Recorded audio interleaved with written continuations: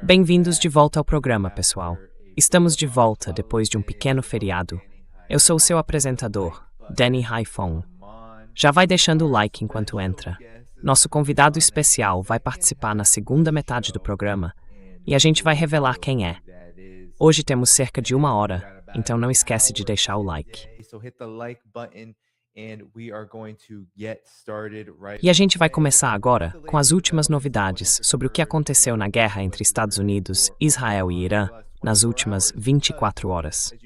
Porque, como você deve ter visto no fim de semana do Memorial Day, aqui nos Estados Unidos, a grande mídia, Donald Trump e o governo dele passaram o tempo todo falando sobre negociações. Negociações, tudo indo bem. Diziam que as conversas iam levar a um acordo. Mas a verdade é que a gente não viu acordo nenhum. O que a gente viu foram ataques dos Estados Unidos e de Israel contra o Irã. Então, nas últimas 24 horas, aqui vai a atualização mais recente. De acordo com a CBS News e vários outros veículos, há relatos confirmados de que forças americanas, na noite de segunda-feira, lançaram o que o Comando Central dos Estados Unidos descreveu, e veja só, como ataques de autodefesa no sul do Irã, perto de Bandar Abbas.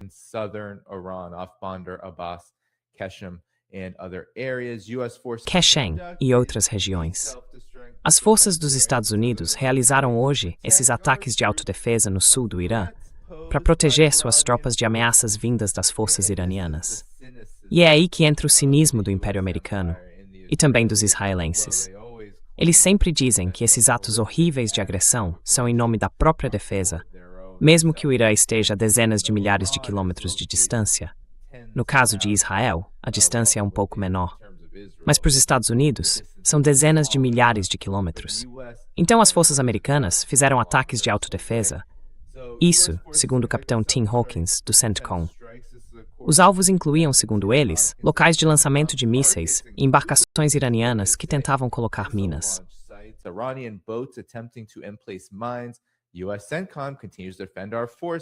O Comando Central dos Estados Unidos continua defendendo nossas forças, mas com moderação, durante o cessar-fogo em andamento. Os ataques foram realizados na região de Bandar Abbas, que é a principal base naval do Irã. Segundo Hawkins, um oficial americano descreveu a escala dos ataques como muito pequena. Pois bem, o Irã não gostou nada disso. E por que eles não gostaram? Porque já reagiram e retaliaram. Eu vou falar sobre isso em um instante. Mas é isso que os Estados Unidos consideram pequeno. Os Estados Unidos e Israel, eles não se importam com a vida humana.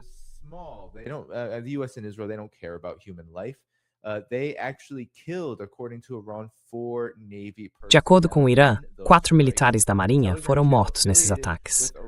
Um canal no Telegram, ligado à Guarda Revolucionária Iraniana, identificou 4 marinheiros que, segundo eles, morreram nos bombardeios durante a noite, no sul do Irã. Eles divulgaram os nomes de 4 homens, Abbas Aslami e Godrat Zarangari. Hussein estava prestes a se casar nos próximos dias. Então isso foi um ato de agressão, mais um ato de agressão dos Estados Unidos. Por quê? Veja só.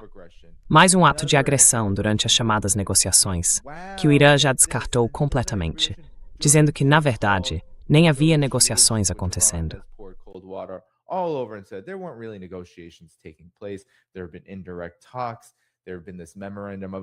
Houve conversas indiretas. Existe esse memorando de entendimento sendo discutido, mas o Irã tem se mantido firme nas suas exigências e no que considera seus direitos legítimos. Enquanto isso, os Estados Unidos avançaram muito pouco em qualquer tipo de negociação real ou esforço de boa-fé por um acordo verdadeiro que pudesse encerrar essa guerra. Bom, o Irã não ficou parado. Ele respondeu na mesma moeda. E aqui está uma das formas como o Irã retaliou. Segundo a RT e também fontes iranianas, o Irã divulgou um vídeo, e eu vou mostrar em seguida, do drone MQ-9 Reaper, avaliado em mais de 30 milhões de dólares, que foi abatido na região do Golfo Pérsico enquanto violava o espaço aéreo iraniano.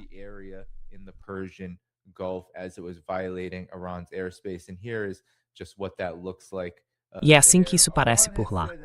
O Irã disse que tem novos sistemas de defesa aérea que estão sendo usados nesse tipo de situação. Eu vou reproduzir isso para você mais uma vez. Esse é o MQ-9 Reaper. Se a gente contar só esse, seria mais ou menos a 43ª aeronave americana abatida, pelo que eu entendo. Muitos desses casos, pelo menos uns 20 ou mais, são desses drones Reaper. E não foi só o drone MQ-9 Reaper que foi atingido. Também teve um F-35 que precisou sair da área por causa dos mesmos sistemas de defesa aérea. Eu tenho a impressão de que são aqueles sistemas de defesa por infravermelho de que a gente ouviu falar no começo da guerra.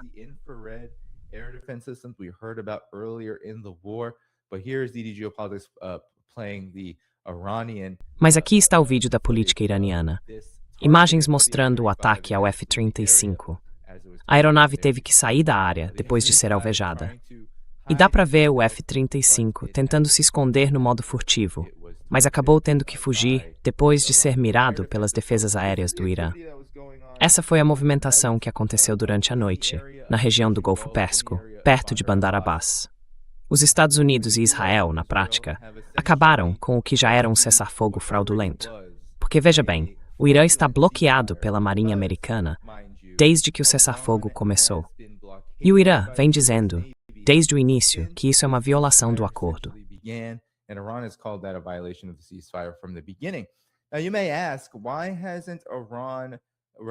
Agora, você pode perguntar, por que o Irã não respondeu com ainda mais força do que isso? Porque, veja, isso é uma retaliação, sim, mas talvez não chegue ao nível de uma resposta olho por olho, algo realmente equivalente. E há uma grande razão para isso. Na verdade, duas. Primeiro, o Hajj está acontecendo e não me peça um número exato, mas há milhões de muçulmanos do mundo todo viajando por essa região agora para fazer a peregrinação, que é considerada um momento sagrado para quem segue a fé islâmica. E autoridades iranianas citaram o Hajj como um dos motivos pelos quais estão, digamos, mantendo a retaliação no mínimo possível.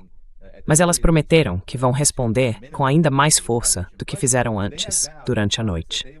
Aqui está a declaração do Ministério das Relações Exteriores.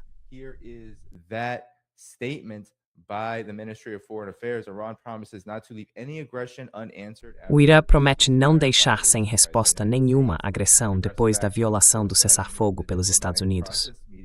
As ações agressivas, que coincidem com o processo diplomático mediado pelo Paquistão, mais uma vez revelaram má fé e o descumprimento da promessa do regime norte-americano ao povo iraniano. O que, aliás, não deveria surpreender ninguém, porque os Estados Unidos não cumprem promessas. Na verdade, nem chegam a fazê-las de verdade. Mas essa é uma análise da especialista iraniana Satara Siddiqui, que eu espero receber no programa em breve, assim que conseguirmos marcar. Ela fez uma observação que achei bem interessante. O fato de os dois lados estarem minimizando esses confrontos mostra que ainda há esperança de chegar a um memorando de entendimento. A posição do Irã só faria sentido se os Estados Unidos estivessem oferecendo concessões significativas durante as negociações.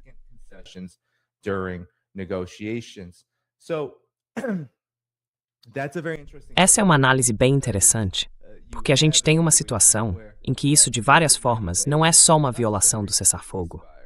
Esses ataques aéreos, bombardeios dos Estados Unidos e de Israel contra portos iranianos, mataram militares da Marinha. Então não é apenas uma quebra do cessar-fogo, é de fato uma reativação do regime de guerra. Mas os dois lados estão tentando minimizar a importância disso, provavelmente porque os Estados Unidos, neste momento, estão sentados à mesa com o Irã, tentando ao máximo encontrar uma forma de se render, como Robert Kagan, esse importante neoconservador, vem dizendo nos artigos mais recentes dele, uma forma de se render sem perder a aparência. E esses ataques podem ser vistos, de várias maneiras, como uma tentativa de salvar as aparências.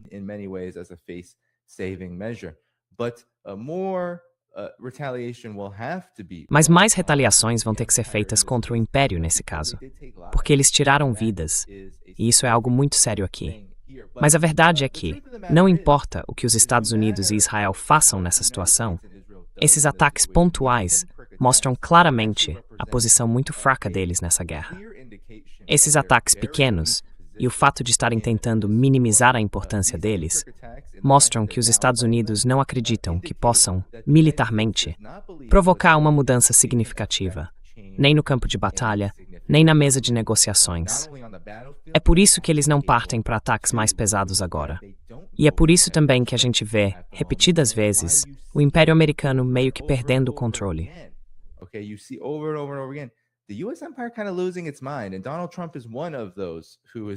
E Donald Trump é um desses que estão perdendo o controle. O próprio presidente dos Estados Unidos, aqui hoje. No dia 18 de maio, Donald Trump publicou no Truth Social uma mensagem completamente fora de si. E dá pra ver a data ali, falando que mesmo que o Irã tivesse se rendido e tudo no país tivesse sido destruído, desde seus combatentes, sua força aérea, sua marinha, até o exército, e todos os líderes tivessem desaparecido, ainda assim, a chamada mídia fake news diria que o Irã estava em boa posição. O problema dessa postagem não é só o fato de ser extremamente ofensiva ao Irã, mas também o que ela revela: que o governo dos Estados Unidos não faz ideia do que está acontecendo, ou está tentando mentir para disfarçar o verdadeiro dano causado ao aparato militar americano na região.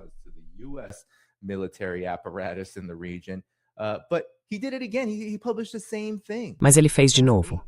Publicou a mesma coisa, nem 8 dias depois. Hoje, depois desses ataques. E eu acho que isso mostra claramente que há uma crise em andamento, especialmente quando se trata de controlar a narrativa sobre essa guerra. Você tem o governo do Donald Trump, e quem sabe? Alguns dizem que é o próprio Trump. Outros dizem que ele tem gente fazendo isso por ele no Truth Social, escrevendo esses posts completamente absurdos. Mas de qualquer forma, quem quer que esteja escrevendo, eles nem conseguem acompanhar o que estão fazendo. Agora estão repetindo a mesma mensagem várias e várias vezes, que basicamente é o que vem acontecendo.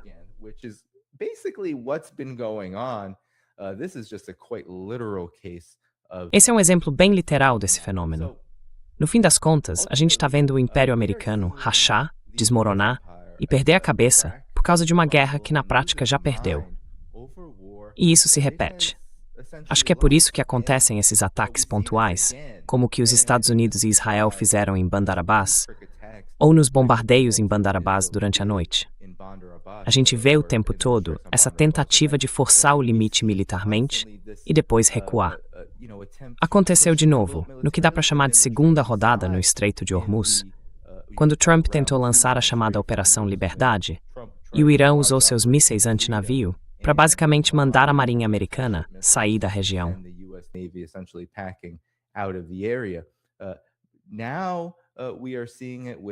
Agora a gente está vendo isso com o ataque em Bandar Abbas.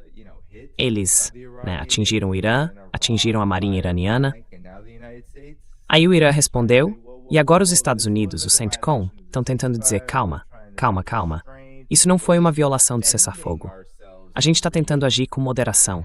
Só estamos nos defendendo numa região onde eles não têm direito nenhum de tentar governar ou ditar regras, militarmente ou de qualquer outra forma. Vamos olhar para isso. É uma situação muito interessante. Há reportagens no Wall Street Journal, e eu estou mencionando isso porque o Wall Street Journal tem um paywall bem pesado. Então isso aqui é um resumo do que foi publicado. Segundo o jornal, a Marinha dos Estados Unidos estaria retomando suas missões de escolta no Estreito de Hormuz.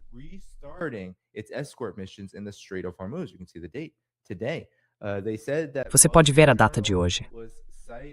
Disseram que o Wall Street Journal citou 2 oficiais militares que relataram que a Marinha escoltou um superpetroleiro grego carregando 2 milhões de barris de petróleo bruto por uma rota estratégica perto da costa de Omã.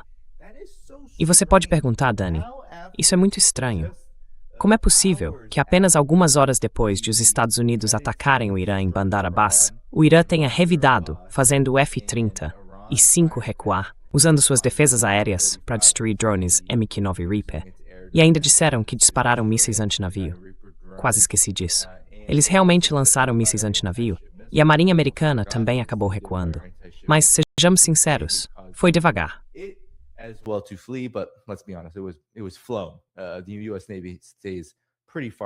A Marinha dos Estados Unidos fica bem longe do alcance dos mísseis. Você pode perguntar, como é que agora a Marinha Americana está simplesmente entrando no Estreito de Hormuz e escoltando petroleiros de novo?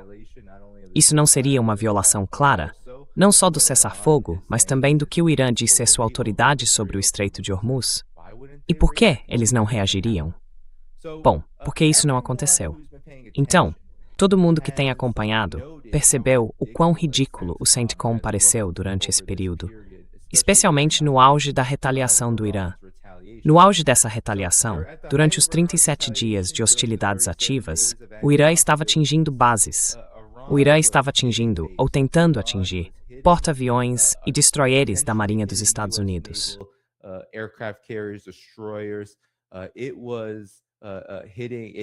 Ele estava atingindo, sim, chegou a derrubar um F-15 e talvez até mais caças.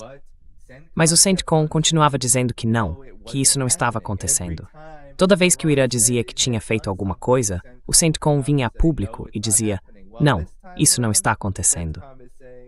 Pois bem, desta vez o CENTCOM está dizendo o que eles disseram, ou melhor, o que os relatórios estão dizendo sobre a retomada do chamado Projeto Liberdade. A escolta naval não está acontecendo.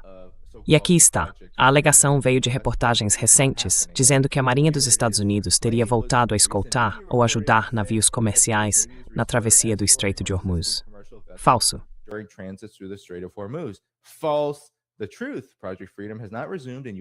A verdade é a seguinte: o Projeto Liberdade não foi retomado, e as forças dos Estados Unidos não estão, neste momento, escoltando navios comerciais para fora do Estreito de Hormuz. Então é isso. A crise de controle da narrativa só piora. E isso acontece porque os Estados Unidos estão numa situação tão, e Israel também. Mas Israel assume o papel de cão de ataque raivoso, de líder por procuração, ou de rabo que balança o cachorro, como quiserem chamar. Na prática, são a mesma coisa, mas Israel faz o papel de destruidor, de demolidor, um cão de ataque solto e fora de controle. Está fazendo isso agora no Líbano, conduzindo ataques que já mataram centenas de pessoas e deslocaram milhares.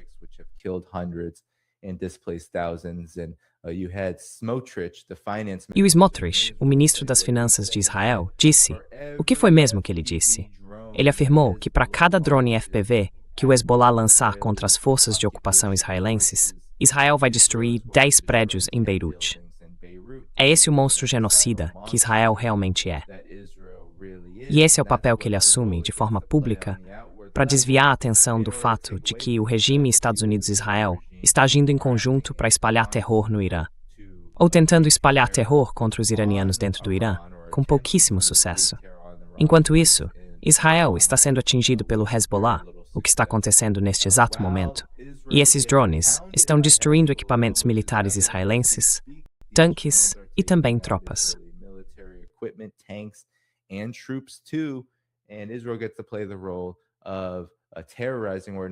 E Israel acaba assumindo o papel de aterrorizar pessoas comuns para tentar criar o caos necessário para manter a hegemonia, ou a hegemonia percebida, do regime Estados Unidos-Israel sobre a região. Porque essa hegemonia está enfraquecendo, e muito rápido. É uma situação bem grave agora para os Estados Unidos, porque eles não têm saída. O Império Americano não só não tem uma saída, como também não tem capacidade de vencer em negociações, nem de conquistar, com esses ataques pontuais, o que não conseguiu vencer no campo de batalha.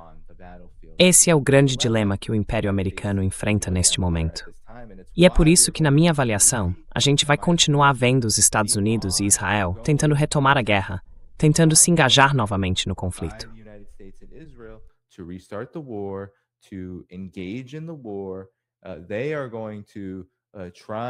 Eles vão tentar manter essa guerra acontecendo o máximo de tempo possível, até chegar no limite, no precipício desse colapso econômico total que o Irã vem prevendo.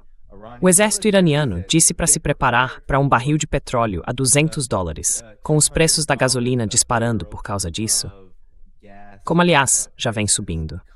O petróleo Brent, por exemplo, subiu mais de 3% depois desses ataques de ontem, enquanto o Irã, claro, promete retaliar. Aqui, a CNBC News. O exército afirmou que realizou esses ataques em legítima defesa, o que complica as negociações de paz que Trump disse na segunda-feira ter incentivado a Arábia Saudita, Paquistão e Jordânia a participar. Os acordos de Abraão, sobre os quais a gente ainda precisa falar.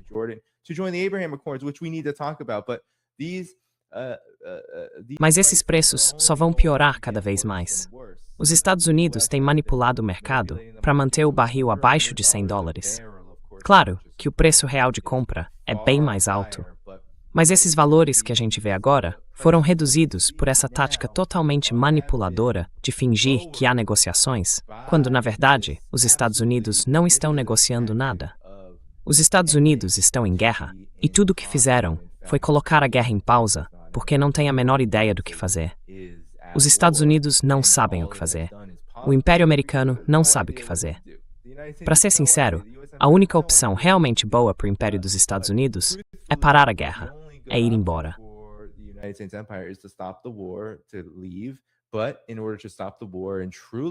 Mas para acabar com a guerra e realmente sair, vai ter que dar ao Irã parte do que ele quer. A Fox News estava debatendo isso hoje. Disseram algo como: não pode ser que o Irã receba um cheque em branco, como Obama deu para eles. Tem que ser só uma parte do dinheiro que estava congelado nesses bancos do Catar, que os Estados Unidos congelaram. Só um pouco do dinheiro. Mas a verdade é que, seja com o Obama ou com o Trump, o dinheiro é o mesmo. Vem do mesmo lugar. Foi isso que aconteceu. Os Estados Unidos congelaram dezenas de bilhões de dólares em ativos iranianos, talvez até muito mais, por causa dessas sanções americanas contra o país, que são criminosas. Então, no fim das contas, não importa quem é o presidente.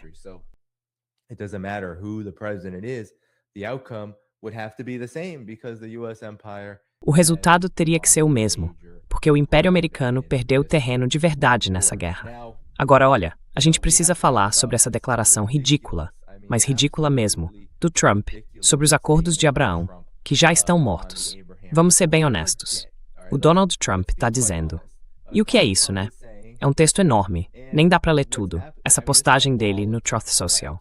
Mas, segundo o próprio Trump, uma das condições, presta atenção, uma das condições para a assinatura desse acordo de paz, ou desse chamado memorando de entendimento, é que eles vão aderir aos acordos de Abraão se o documento for assinado.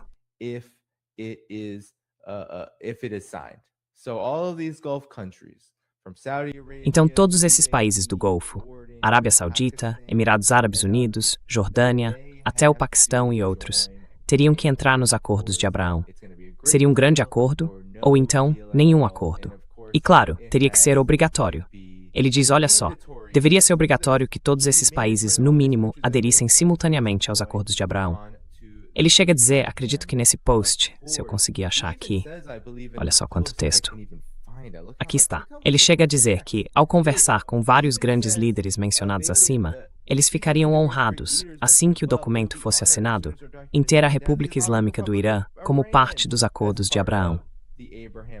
Quer dizer, isso já é demais. Para quem não sabe, os acordos de Abraão são esse projeto completamente absurdo, iniciado pelo Trump, basicamente para começar a facilitar o processo de normalização entre Israel e os países do Golfo.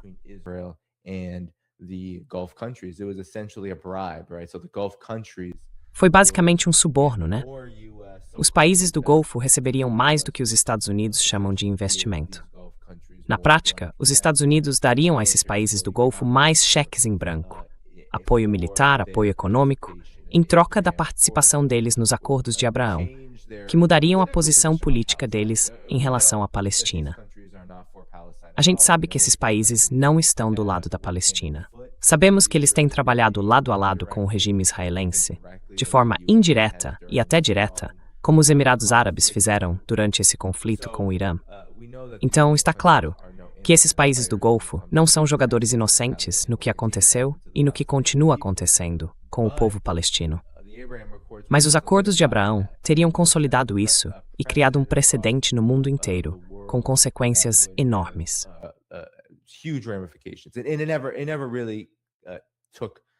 Isso nunca chegou a se firmar de verdade. Mas o que aconteceu foi que isso começou um processo de, indiretamente, aproximar esses países, as monarquias do Golfo, cada vez mais da normalização. E é exatamente isso que Donald Trump está propondo para um segundo mandato. Que todos esses países, basicamente, é como se tivessem uma arma apontada para a cabeça. Digam, tá bom, eu vou fazer esse acordo lamentável, ou pelo menos tentar um acordo lamentável com o Irã sobre a guerra. E em troca disso, porque vocês foram destruídos, ou estão em sérios apuros, vão fazer o que eu quero. Esse é o estilo Donald Trump de negociar. O problema é que a posição dos Estados Unidos também não é forte. Ela só é um pouco mais forte do que a posição dos seus vassalos.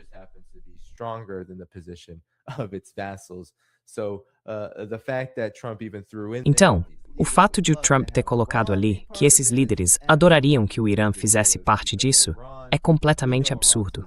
Porque o Irã, a gente sabe qual é a posição do Irã. Já falamos sobre isso várias vezes aqui no programa. O Irã apoia o povo palestino. O Irã nem reconhece algo chamado Acordos de Abraão. Jamais assinaria uma coisa dessas. Quase todos esses países são atores hostis nessa guerra, ou já foram, de uma forma ou de outra, em algum momento. O que existe é a boa vontade do Irã em fazer o possível para manter boas relações com os vizinhos. E, na verdade, tem feito um trabalho razoavelmente bom nisso, e continua fazendo. Porque quando esses ataques aconteceram, lembra?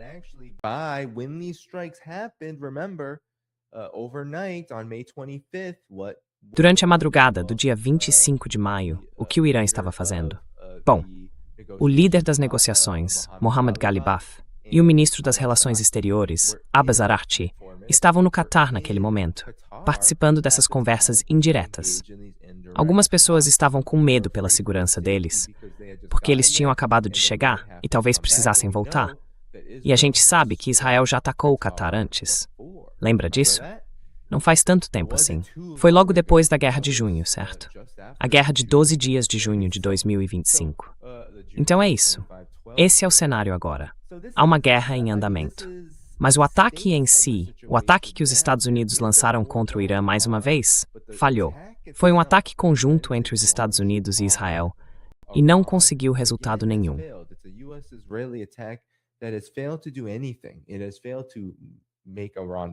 Isso não conseguiu fazer o Irã ceder. O que vai acontecer é que isso vai fortalecer o argumento para o Irã revidar. E revidar com mais força, num momento muito sensível, especialmente para as pessoas de fé muçulmana, para os muçulmanos que estão fazendo a peregrinação e tentando participar do Hajj. Então, mais uma vez, isso mostra a completa duplicidade, a depravação do Império Norte-Americano e de Israel, ao realizar ataques durante o Hajj, ao realizar ataques durante as chamadas negociações indiretas, enquanto falam de paz, de memorandos de entendimento e de parar a guerra. Tudo isso dentro de um acordo, enquanto continuam praticando agressões.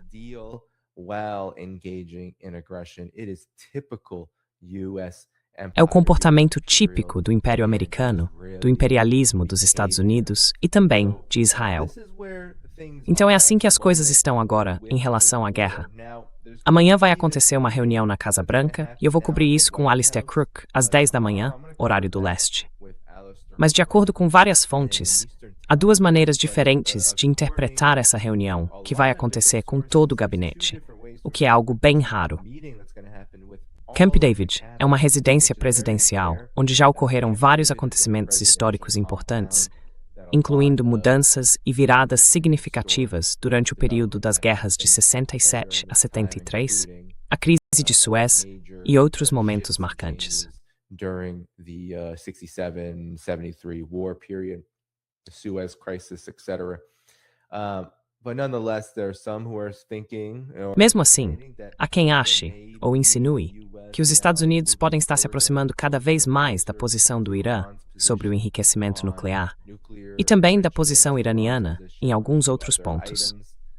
Outros dizem que isso pode ser uma reunião de emergência para discutir o rumo completo dessa guerra, que talvez os Estados Unidos estejam se preparando para outra guerra, talvez uma ainda maior, com uma estratégia, digamos, mais ampla. Eu, pessoalmente, não acredito muito nisso, porque está bem claro que o Império Americano não tem exatamente... Bom, eles têm algumas propostas na mesa.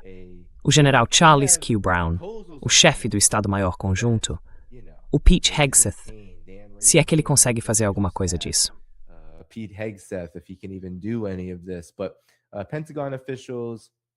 Mas os oficiais do Pentágono, de todos os ramos das Forças Armadas dos Estados Unidos, obviamente já elaboraram planos. Só que não parece que nenhum desses planos funcione muito bem. E é por isso que a gente tem visto esse grande atraso em qualquer tipo de ataque que pudesse provocar uma grande retaliação do Irã. É por isso também que vimos os Estados Unidos e o próprio Donald Trump adiarem de novo tentando dar uma chance às negociações. Mas não acredite nem por um segundo que essas negociações, entre aspas, são vistas pelos Estados Unidos como algo genuíno. Na prática, é um tempo para fazer uma pausa, tentar se rearmar. Só que sejamos honestos, eles nem conseguem se rearmar de verdade. O tempo não é suficiente. Muitas dessas armas levam meses, até anos, para serem desenvolvidas. Mesmo assim, eles usam esse período para dar uma pausa, jogar umas bombinhas aqui e ali, manipular o mercado. Porque é preciso fazer Wall Street ganhar dinheiro. É preciso fazer as empresas de petróleo ganharem dinheiro.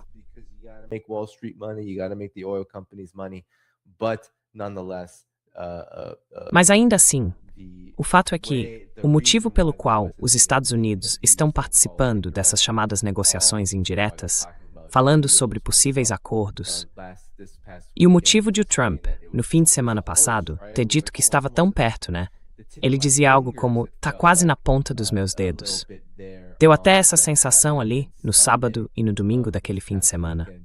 Muito disso aconteceu porque os Estados Unidos estão realmente tentando encontrar uma saída. Essa é a verdade. Estão tentando achar uma forma de sair dessa situação. Tem gente que não quer enxergar isso. E houve relatos de que o motivo pelo qual os Estados Unidos acabaram atacando Bandar Abbas lá no começo foi por causa de uma forte pressão interna e também de pressão de Israel, que juntas acabaram servindo para atrasar de verdade qualquer avanço que pudesse acontecer na mesa de negociações.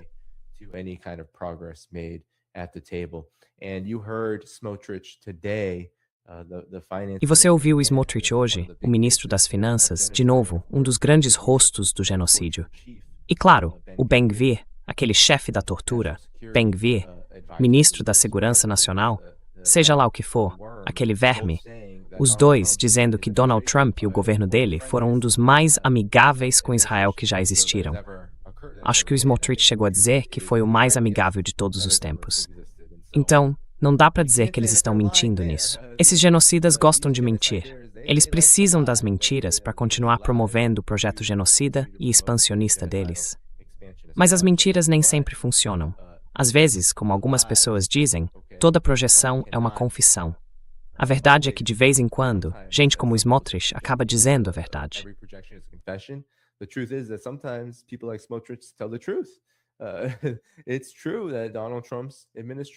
É verdade que o governo do Donald Trump foi muito mais longe do que outros. E talvez nem seja algo sobre o Trump em si. É mais sobre a realidade material, sobre o momento histórico em que a gente está, que permitiu que o governo Trump, o próprio Donald Trump, fizesse isso. E de várias formas, o Biden, com todo aquele fiasco do 7 de outubro e tudo o que aconteceu depois, a forma como tudo foi reagido, acabou criando a base para o que o Trump fez. Entende? Criou a base para o que o governo Trump fez a partir dali. Tá tudo conectado. Não é uma questão partidária. O império não funciona em termos partidários. Esse chamado duopólio partidário, o sistema de dois partidos, isso é para consumo interno, tá? É para consumo interno. Okay. That is for domestic consumption. What did Iran say about... Ou seja, o que o Irã disse sobre a postagem do Donald Trump no Truth Social? Eles disseram, não acreditem em nada do que ele está dizendo nessas postagens do Truth Social. Isso é apenas para consumo interno. O que realmente importa são as ações e os resultados concretos que estão saindo dessa administração. E eu diria que o mesmo vale para o Império Americano. Não olhe para o que o Donald Trump diz durante a reunião dele com o Xi Jinping. Não olhe para o que ele fala sobre o Irã no Truth Social.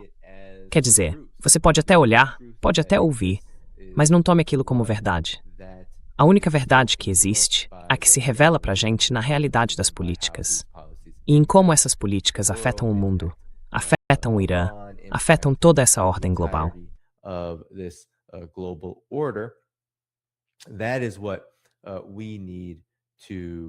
É nisso que a gente precisa prestar atenção, enquanto os acontecimentos continuam se desenrolando. Mas em breve teremos nossos convidados especiais. Estou só esperando eles entrarem. Até lá, vamos seguir com a cobertura por aqui. Então, se vocês tiverem perguntas, podem mandar. Isso ajuda bastante. Eu sei que é um período de férias, então muita gente está num ritmo mais lento. Mas vamos em frente com outras atualizações. Claro. Vocês já sabem do ataque terrível que aconteceu, feito pelos ucranianos, com a ajuda dos Estados Unidos e da Europa, em Lugansk. O alvo foi uma faculdade, atingindo estudantes que estavam no alojamento. Pelo que eu soube, mais de uma dúzia de pessoas morreram.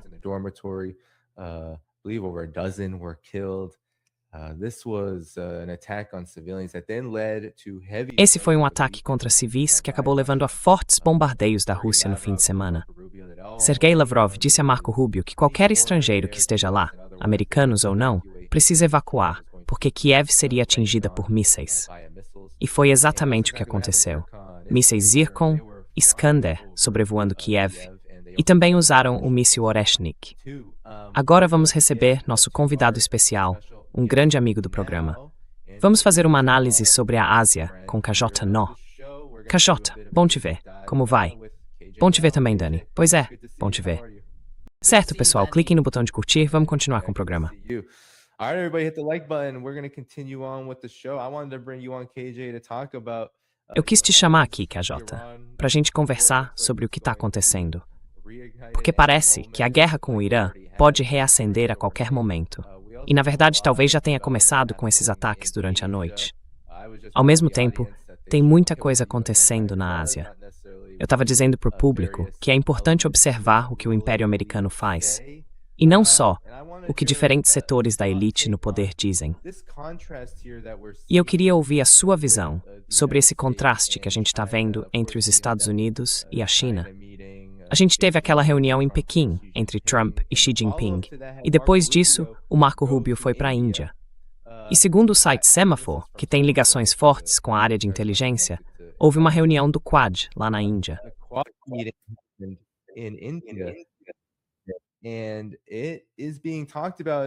E isso tem sido comentado na grande mídia de uma forma nada elogiosa. Estão dizendo que é um bloco anti-China enfraquecido. A Índia nem sequer recebeu o Marco Rubio na pista quando ele chegou. Ninguém, absolutamente ninguém apareceu. E eu acho que o Marco Rubio não ficou nada feliz com isso. Eles se reuniram no fim de semana, mas continuam divididos em muitos aspectos. Esse bloco anti-China, o chamado Quad. Talvez você possa nos ajudar a entender o que exatamente está acontecendo aqui e por que a grande mídia dos Estados Unidos fala desse jeito, mesmo com o fato de que esse grupo realmente existe. E o Marco Rubio continua circulando, tentando manter vivas essas instituições de postura agressiva contra a China, que foram criadas em administrações anteriores.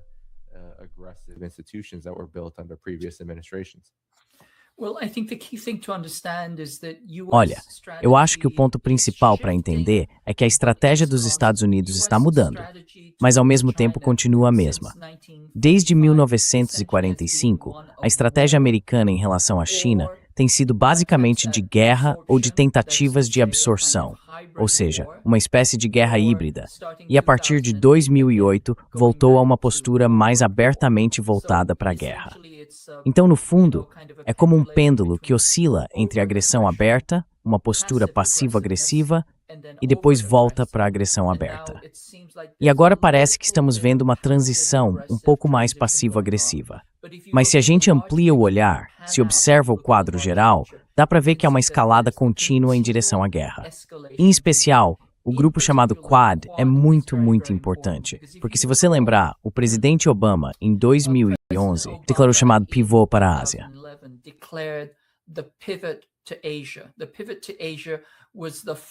A guinada para a Ásia foi, na prática, a apresentação oficial dessa nova transição para uma guerra contra a China. Na verdade, ela começou a ser preparada 2 anos antes, com o início da elaboração da doutrina de guerra chamada Batalha Armar, que é basicamente uma doutrina de guerra israelense adaptada e desenhada para a China. É a mesma estratégia que os Estados Unidos tentaram usar contra o Irã. A Batalha Armar vem da Batalha Ar-Terra, que é conhecida popularmente como choque e pavor. Então, a partir de 2009, os Estados Unidos começaram a preparar uma campanha de choque e pavor contra a China. E em 2011, isso foi oficializado. Foi quando veio a declaração formal da guinada para a Ásia. Se você lembrar, essa guinada foi anunciada na Austrália.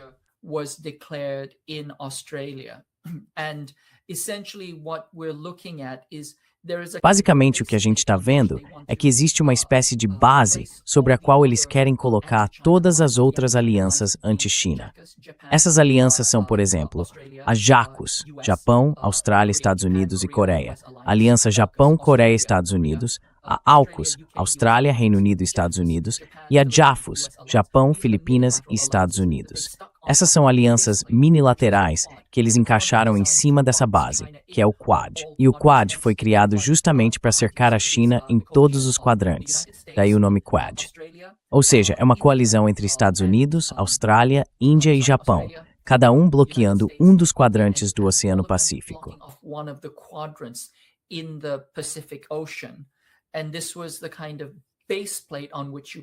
E essa era a base, o tipo de placa onde você encaixa todas as outras peças de Lego, as mini-alianças, as alianças minilaterais.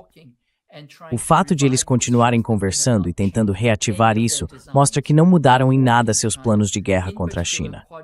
Em especial, o Quad é importante porque a Índia seria, digamos, o bloqueio pela esquerda contra a China. E na origem, foi justamente por isso que criaram essa ideia de uma estratégia indo-pacífica. Porque querem puxar a Índia para uma guerra no Pacífico. Mas nas fases iniciais da guerra entre a Ucrânia e a OTAN, a Índia ainda fazia negócios com a Rússia, e por isso acabou ficando um pouco de lado.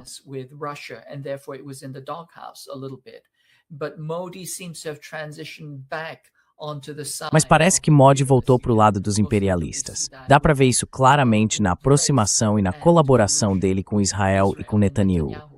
E dá para perceber que essas alianças continuam sendo formadas, continuam se fortalecendo. A pressão só aumenta. Um exemplo bem claro, o Japão decidiu se remilitarizar. Decidiu que vai interferir politicamente em Taiwan, que é território soberano da China. E a Coreia foi mais que forçar a servir intendência da OTAN durante a guerra na Ucrânia.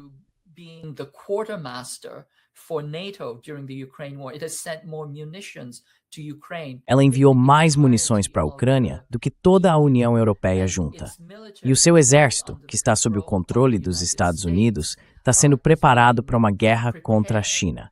Pelo menos é isso que muita gente na Coreia do Sul acredita. E aí, claro, tem as Filipinas, que estão sendo usadas o tempo todo para exercícios provocativos. Os exercícios Balikatan terminaram há pouco tempo. O Japão enviou, pela primeira vez, tropas de combate para os Balikatan. Esse é um país, entre aspas, pacifista, que teoricamente nem deveria ter um exército expedicionário, e agora está mandando tropas de combate para as Filipinas e para o Mar do Sul da China para se preparar para a guerra.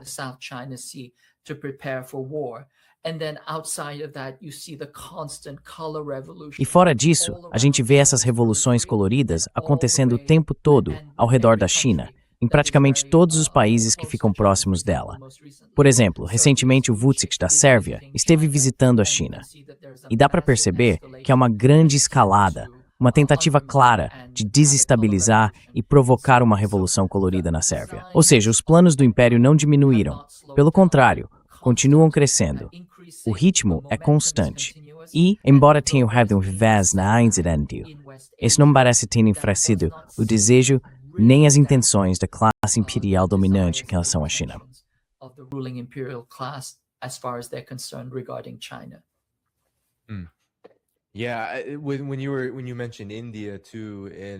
Quando você mencionou a Índia também, e como eles se aproximaram mais, ou talvez tenham sido empurrados, ou as duas coisas, de volta para o lado dos Estados Unidos e de Israel, isso me lembrou que bem na época em que aconteceram aqueles ataques, os ataques navais, os Emirados Árabes Unidos estavam envolvidos lá no Golfo Pérsico. E o que o Modi fez? Ele se reuniu com os Emirados. E isso foi visto como de muito mau gosto, especialmente porque todos esses países deveriam ser parte dos BRICS, trabalhando juntos em questões de consenso.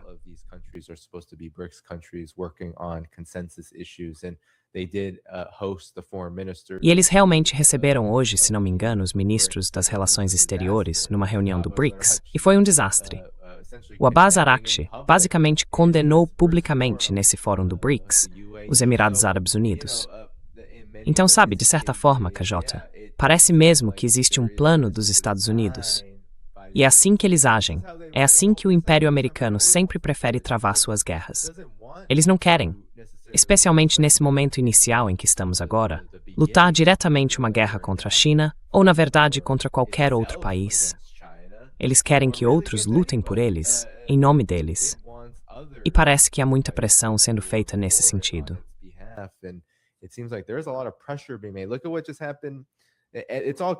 Olha só o que acabou de acontecer. Tá tudo conectado, e isso tem a ver com os acordos de Abraão. O Donald Trump disse que todo mundo precisa entrar nos acordos de Abraão, lá na região do Golfo, se for para ter algum tipo de acordo com os Estados Unidos, ou pelo menos um acordo que os Estados Unidos possam apoiar. É uma declaração impressionante, de verdade. E isso também tem a ver com a China. Porque, de várias formas, claro, os Estados Unidos querem que Israel não enfrente nenhum tipo de desafio, nem mesmo desafio retórico. Em muitos casos, os acordos de Abraão serviram para facilitar o comércio longe da China, fazendo com que o foco fosse o investimento vindo dos Estados Unidos e de Israel. Mas enfim, o que você acha de tudo isso?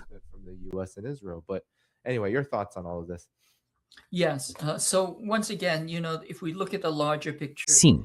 Então, mais uma vez, se a gente olhar o quadro mais amplo, dá para ver tanto os acordos de Abraão quanto a desestabilização dentro do BRICS.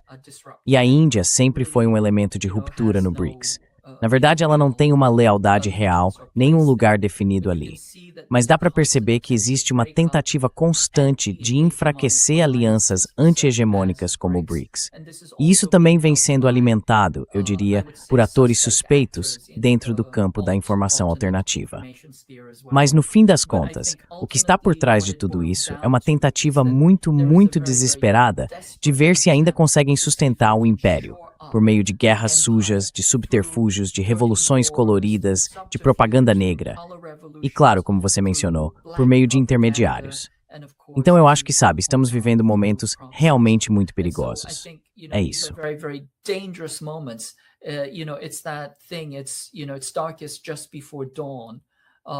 Sabe aquela expressão, a noite é mais escura antes do amanhecer?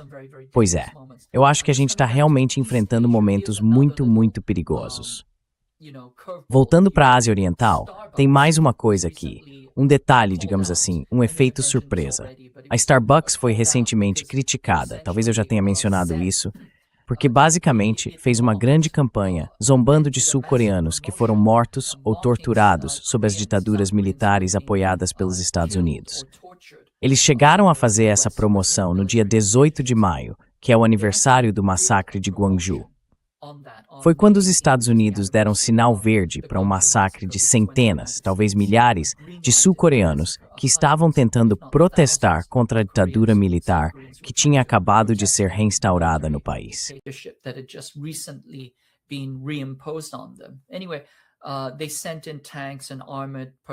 Enfim, eles mandaram tanques, veículos blindados e helicópteros de ataque e simplesmente arrasaram a cidade. E a Starbucks, no dia 18 de maio, que é o aniversário desse acontecimento, disse algo como vamos celebrar o dia do tanque.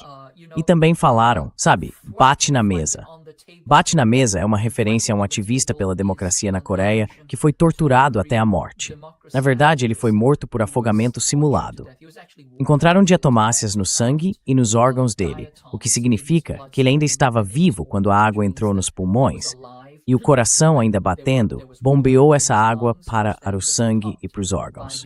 Enfim, ele foi morto por afogamento simulado.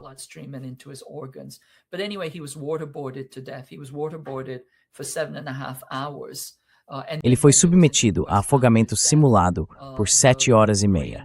E depois, quando houve uma investigação sobre a morte dele, os torturadores coreanos disseram algo como: a gente só bateu na mesa e esse ativista covarde teve um ataque cardíaco e morreu. E a Starbucks está literalmente fazendo referência a isso na sua promoção. E por que ela faz esse tipo de coisa? Aparentemente demitiram o chefe da Starbucks Coreia, mas a empresa, na verdade, pertence a um conglomerado de varejo coreano chamado Shinsegae. E o chefe da Shinsegae, que tem ligação com a Samsung, a Coreia do Sul é praticamente a República da Samsung, é um homem chamado Chung Yong-jin. The chair is a man called Chung Yong-jin, and Chung Yong-jin is actually very closely tied. E o Chung Yong-jin, na verdade, tem uma ligação muito próxima com uma organização nos Estados Unidos chamada Associação Rock Bridge. A Rockbridge é meio que um grupo de reflexão e ação política financiado por Peter Thiel e pela família Mercer. Eles acreditam que a missão deles é mudar a cultura da democracia nos Estados Unidos, transformar o cenário político e fortalecer as relações entre os Estados Unidos e a Coreia do Sul. E para isso, estão fazendo uma propaganda impressionante. Eles lançaram um evento de propaganda e marketing realmente espantoso, que basicamente foi uma forma de desprezar todos os mártires da Coreia do Sul e todos os sul-coreanos que lutaram contra o imperialismo e contra a ditadura militar.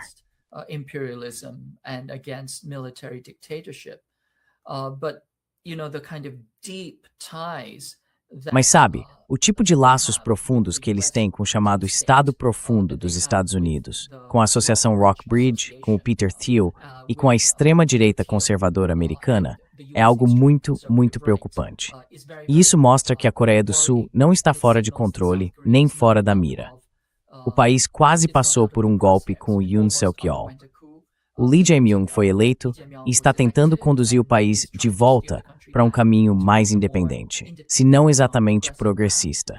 E dá para ver que existem conglomerados multinacionais, como a Shinsegae, ligada ao Starbucks, tentando influenciar a política interna da Coreia do Sul e também mudar a cultura política do país.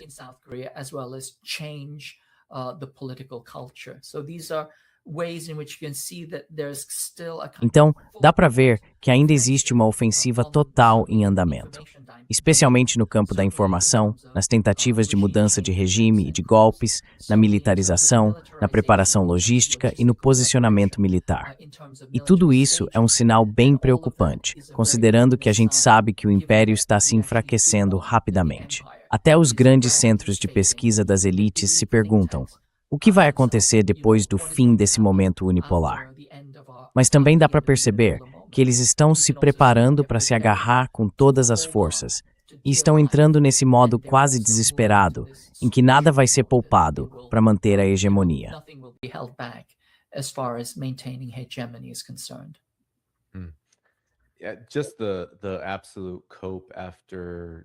Foi um verdadeiro surto de negação, depois que Xi Jinping mencionou, durante a visita de Trump, na cerimônia de boas-vindas, a chamada armadilha de Tucídides.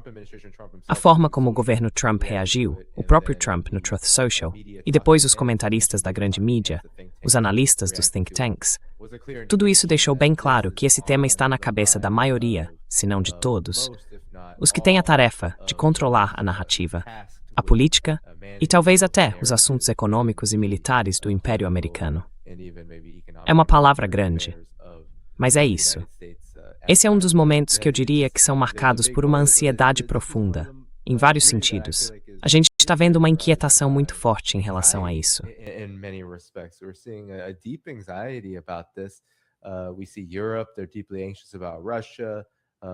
A gente vê que a Europa está muito preocupada com a Rússia, mas, na verdade, isso reflete a própria preocupação dos Estados Unidos com a Rússia.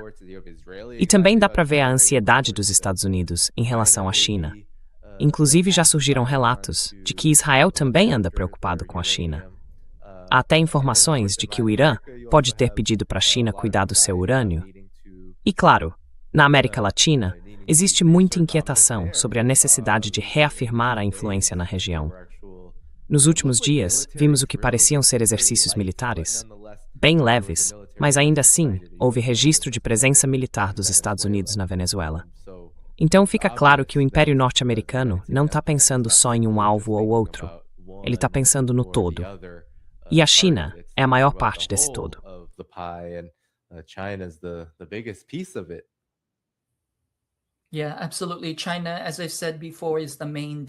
Sim, com certeza. A China, como eu disse antes, é o prato principal. As outras partes são acompanhamentos e eles continuam muito, muito focados nisso. Dito isso, você está absolutamente certo. Eles estão num momento difícil, meio deprimidos, ansiosos com a perda de poder. Sabe aquela velha formulação da Kübler-Ross? Negação, raiva, negociação, depressão e depois aceitação. Eles ainda não chegaram na fase da aceitação. Alguns estão deprimidos, muitos ainda estão com raiva e muitos ainda estão na negação.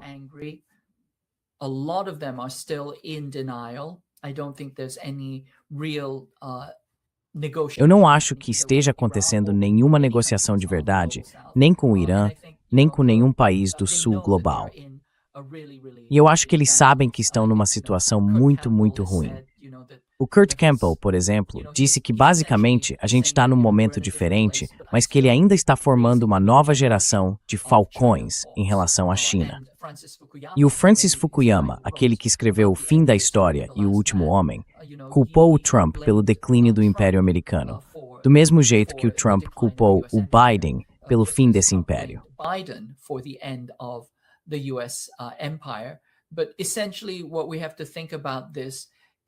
Mas no essencial, o que a gente precisa pensar é que, sabe, ainda não há uma compreensão real do que está acontecendo.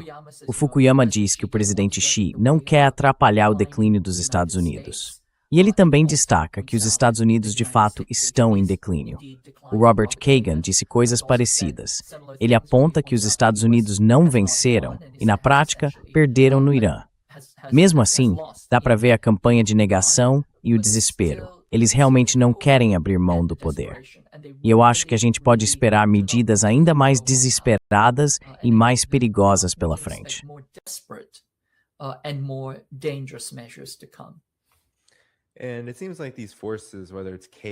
E parece que essas forças, seja o Kagan, o principal neoconservador, ou o Fukuyama, que é visto como esse grande pensador que declarou o fim da história depois da queda da União Soviética, todos eles diziam que o Império Americano e sua ordem unipolar eram a única ordem possível, aquela que a humanidade teria que aceitar pelo resto da história. Existe um fio condutor que passa por todas as tentativas deles de entender mal a situação, e é o fato de que todos esperam e defendem uma forma mais eficiente de fazer a mesma coisa. No fim das contas, todos estão defendendo um tipo mais eficaz de império. O Fukuyama diz que o Trump está errado.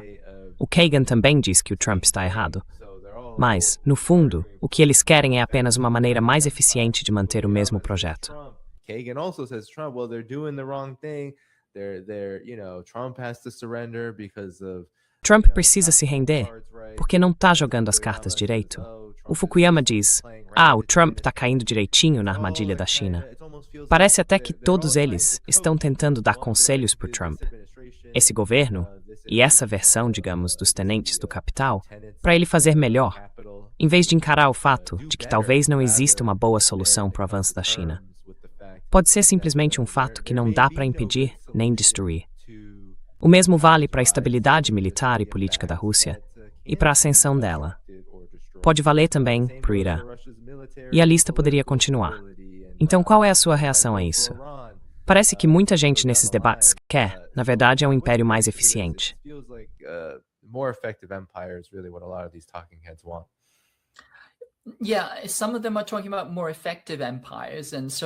Alguns deles estão falando sobre impérios mais eficazes. E claro, há muita crítica ao Trump por não ter sido eficaz como imperialista. Acho que alguns também querem um império mais violento. Dá para ver isso em boa parte do discurso em Washington. Até o Kagan, sabe, parece sugerir que a gente perdeu e que a única forma de superar isso seria escalar ainda mais o conflito. Então eu acho que existe mesmo essa sensação de que eles não sabem o que fazer. E a principal estratégia em mente é aumentar ainda mais a escalada. Nenhuma surpresa, né? Nenhuma surpresa. Um país que foi violento em 94% da sua história, que só teve 16 anos sem guerra, é claro que vai ser difícil mudar esses hábitos. Mas mesmo assim, é algo muito, muito preocupante.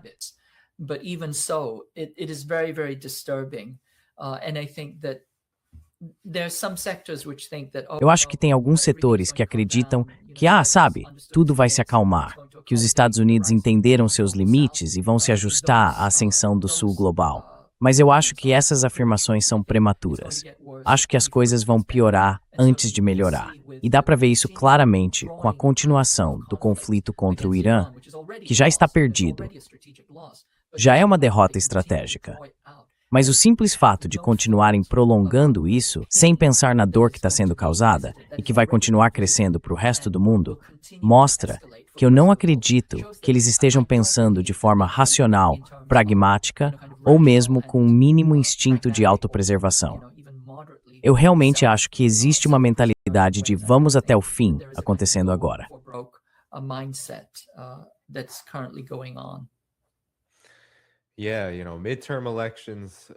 Olha, as eleições de meio de mandato vão e vêm, né? Mas essa tentativa de manter e até expandir essa ideia completamente absurda, mas que ainda assim é a doutrina do Império Americano, de dominação total, isso para eles é para sempre. Isso é para sempre para esse pessoal. Quando Francis Fukuyama disse que era o fim da história, muita gente das Forças Armadas, e também quem paga o salário deles e os empurra por essas portas giratórias entre o complexo militar industrial e Wall Street, acreditou nisso. Eles realmente acreditam que são eternos, que não vai existir alternativa. Não é que não exista outro caminho agora, é que para eles nunca vai existir.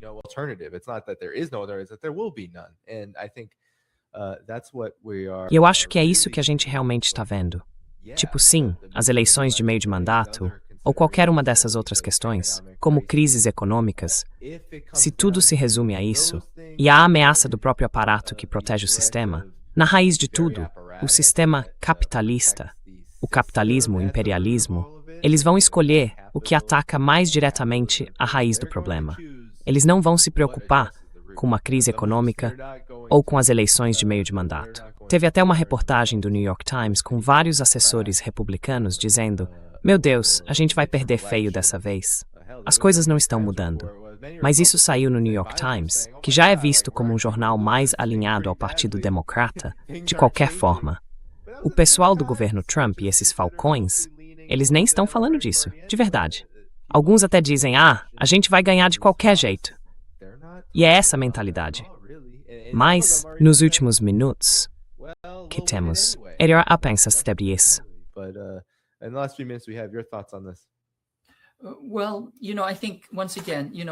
Olha, eu acho que, mais uma vez, a negação ainda é muito, muito forte dentro da classe dominante.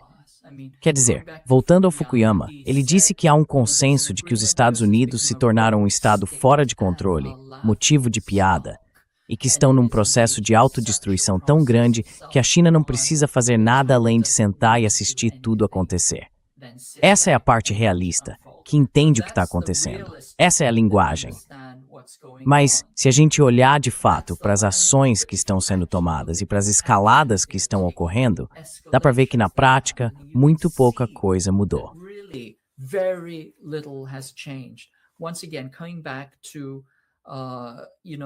Mais uma vez, voltando ao Estreito de Hormuz, a gente sabe que existem 6 assimetrias, que basicamente garantem que o Irã tenha domínio sobre a escalada do conflito. Isso significa que os Estados Unidos estão enfrentando uma derrota estratégica em Hormuz. Mesmo assim, o país continua tentando fingir que ainda tem algum tipo de controle ou poder de negociação. O que isso quer dizer? Bom, é claro que a gente sabe que o petróleo e os combustíveis vão entrar em crise muito em breve. A gasolina na Califórnia já passa de $6 e o diesel está em 8. Mas, por um momento, vamos deixar o combustível de lado. Todo mundo sabe que há também os insumos industriais, como ácido sulfúrico, metano, hélio e os componentes usados em fertilizantes. E, claro, vai haver escassez de nafta. A nafta é usada na produção de plásticos. É a matéria-prima de todos os plásticos.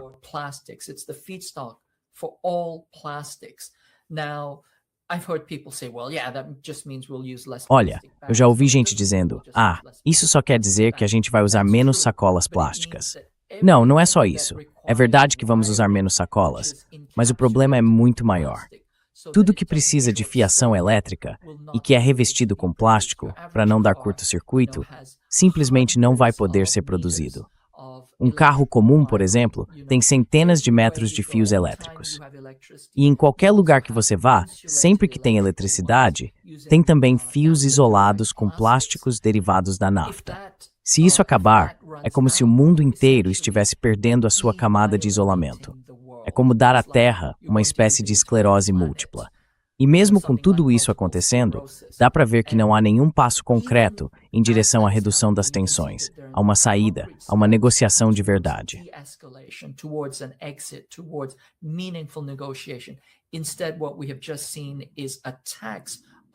Em vez disso, o que a gente acabou de ver foram ataques contra o Irã. mesmo enquanto fingem estar negociando no Catar. Então, no fim das contas, dá para ver que os Estados Unidos, infelizmente, não são capazes de firmar acordos. Estão agindo não só de forma narcisista ou psicopática, mas realmente com um comportamento quase psicótico, quase de transtorno de personalidade. E eu acho que esse é o perigo. O risco, especialmente o risco nuclear, é algo sem precedentes. Isso significa que todo mundo que se importa com o planeta, que se importa com o futuro do mundo, precisa ir para as ruas, usar o teclado, pegar o telefone e realmente cobrar dos chamados representantes que deveriam estar protegendo e conduzindo essa chamada democracia.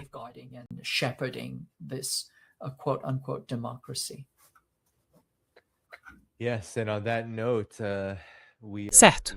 E com isso, chegamos ao fim da hora, pessoal. Então, todo mundo, vamos agradecer muito ao KJ. Clica no botão de curtir para esse conteúdo chegar o mais longe possível antes de encerrarmos. Eu volto amanhã, daqui a pouquinho, na verdade, às 10 da manhã, horário do leste, com o Alastair Crooke. A gente vai conversar sobre essa reunião que vai acontecer amanhã, sobre o Irã, da qual todo o gabinete do governo dos Estados Unidos, sob Trump, vai participar. Então não percam e, por favor, apoiem o canal. O link está na descrição do vídeo. KJ, você quer dizer alguma coisa ao encerrar aqui?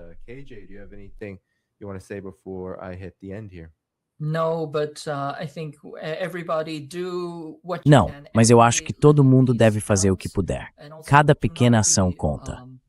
E também, não se deixem enganar pela propaganda, pela desinformação, especialmente aquela que vem de, entre aspas, fontes alternativas. Isso está completamente contaminado, até mesmo a chamada mídia alternativa.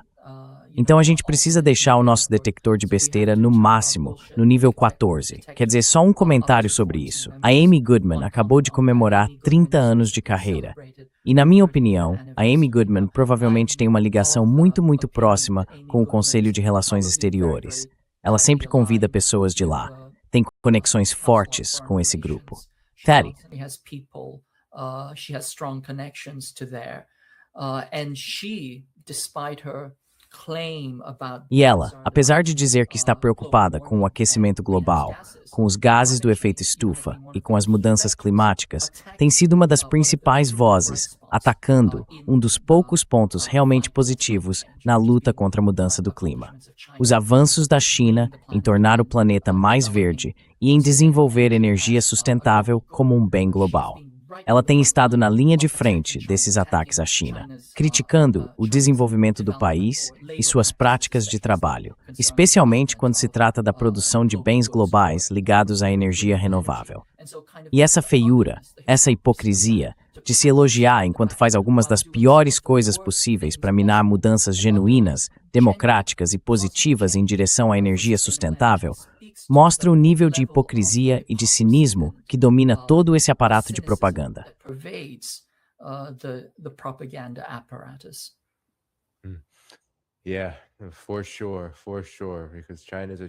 Com certeza. Porque as conquistas da China são realmente incomparáveis. Desde o reflorestamento até a energia solar em todo o mundo, nas energias renováveis. O país está muito mais limpo e ambientalmente responsável do que jamais foi, e está liderando esse caminho. E tem um grande grupo de pessoas, especialmente liberais e progressistas, como eles mesmos se chamam, que condenam isso, criticam, sem pensar nas consequências. Criticam, porque ainda tem aquela mentalidade da Guerra Fria, achando que a China não é amiga deles, mas sim inimiga, que não está tentando resolver problemas, mas sei lá, tramando, conspirando para piorar as coisas. É uma visão totalmente cínica, mas é a que muita gente adota, principalmente aqueles que, digamos, não estão indo tão mal nesse momento de império e crise. Então valeu mesmo por trazer esse ponto, KJ. Pessoal, não esquece de curtir o vídeo. A gente vai ficando por aqui e eu vejo vocês amanhã, às 10 da manhã, horário do leste, no dia 27 de maio, com Alastair Crooke. Tchau. Eastern Time, May 27th, with Alastair Crooke. Bye-bye.